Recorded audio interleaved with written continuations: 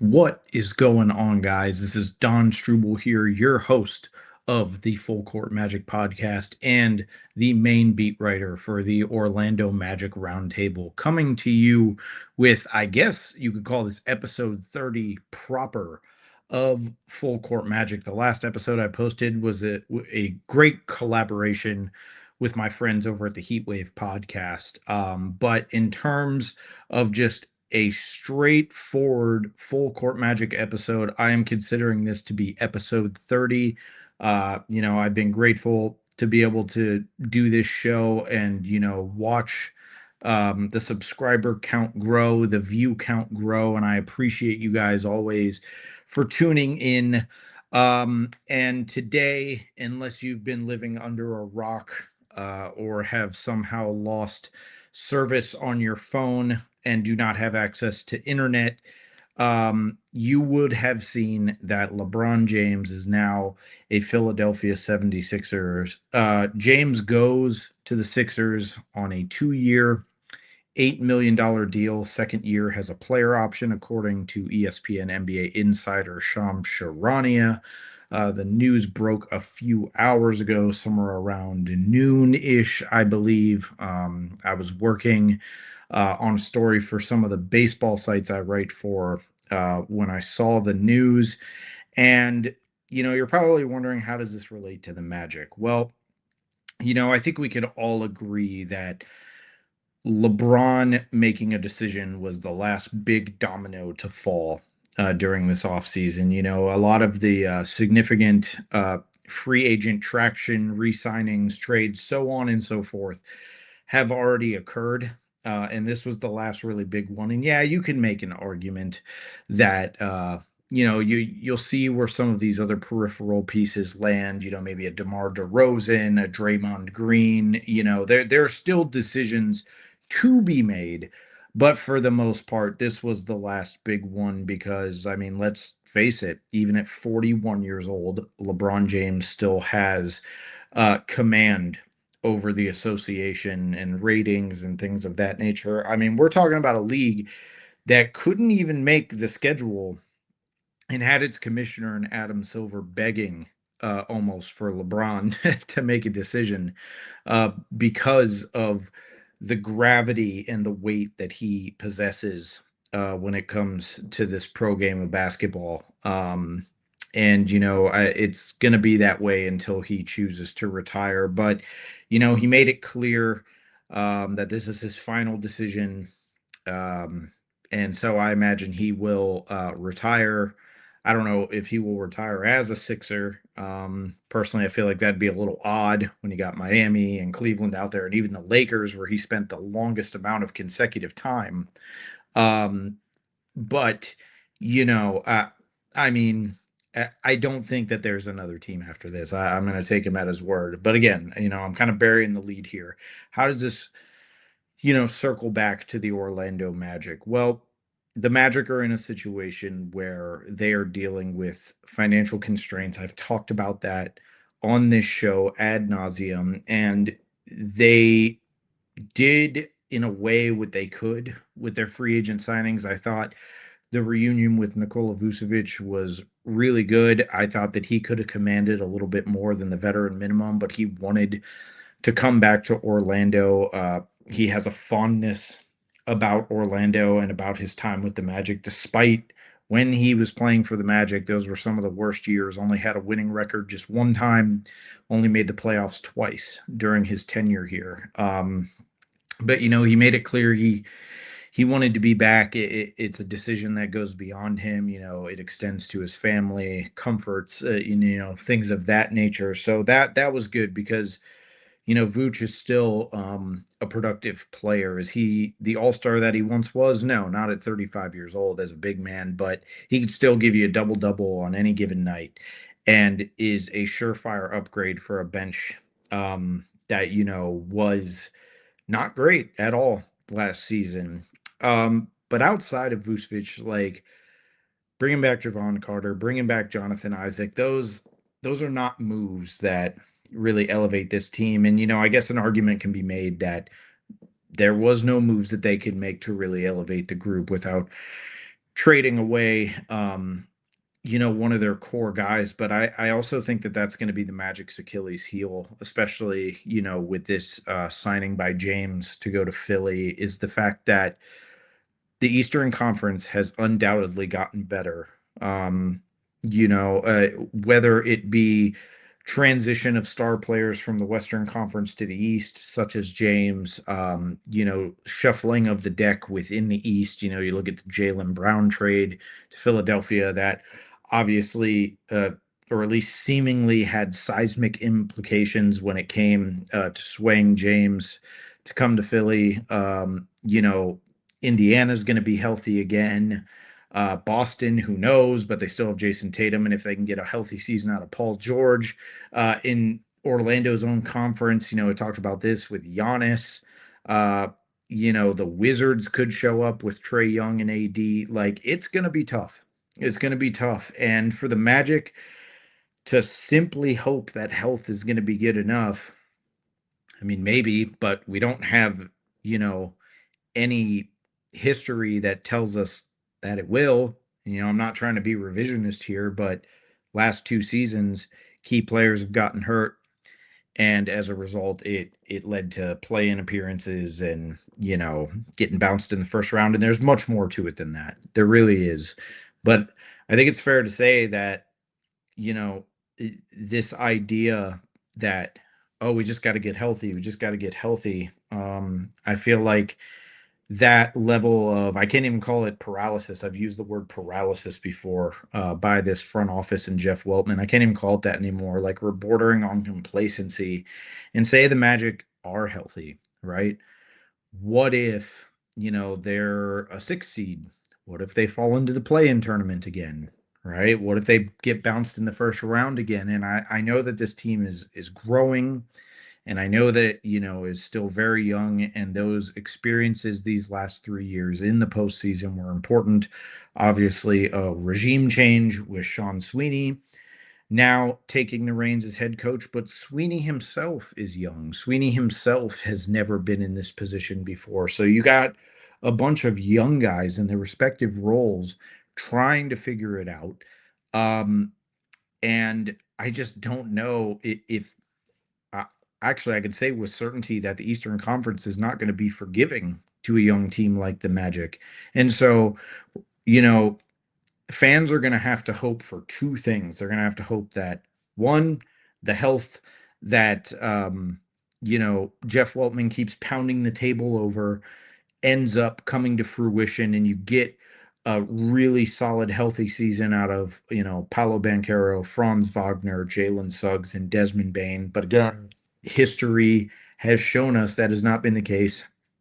And two, you have to hope that because of their experiences in the postseason and what they've gone through, that they are better for it, and that they will show legitimate growth as players, as leaders, because the intangibles are just as important as the tangibles. But so much pressure is put on those four guys. And I mean, granted, you have a starting five, and if four of them are really good, all-star caliber players, that's exactly what you want. But you know, how do they measure up to the rest of the Eastern Conference? And when you look at it, this is a totally different dynamic than what we were discussing this time last year. And I was not yet with Roundtable Sports. I was working for, the Orlando Magic on SI, but I wrote about this, the talk of the East, um, kind of being for the taking in some ways, and it being this open runway, especially after the season ending injuries to Jason Tatum and Tyrese Halliburton in the playoffs.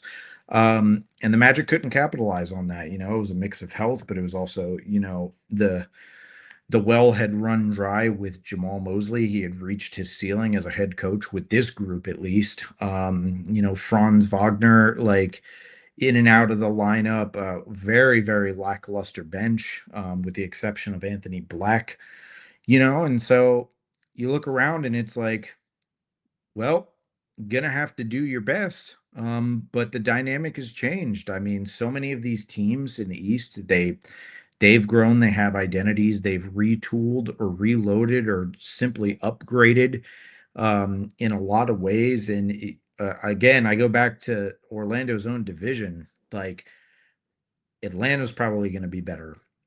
Miami's going to be better. Washington's probably going to be better. We'll see with Charlotte. I mean, I know LaMelo Ball is gone, but Naz Reid is a great glue guy.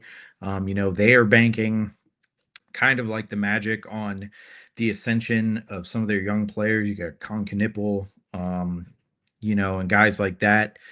Um, and it just feels like this was not a time for Orlando to sit on its hands. And if they get bounced again early, and we're a long way off from that. We're, 8 months, 7, 8 months away, 9 months away from the next playoff cycle where things really begin to matter and you start to get the telltale signs. But if the Magic come out lackluster again and underwhelming, they're going to have to look to make some more serious changes if they truly want to contend in this landscape. And this LeBron James signing makes things even harder because let's not forget that the Magic had their back against the wall in the play-in after losing to the 76ers in that first game, right? And Paolo, that was a terrible game for Paolo. Just awful. Desmond Bain carried the load. He was playing like first option hoops, showing up. It was really bad for Paulo.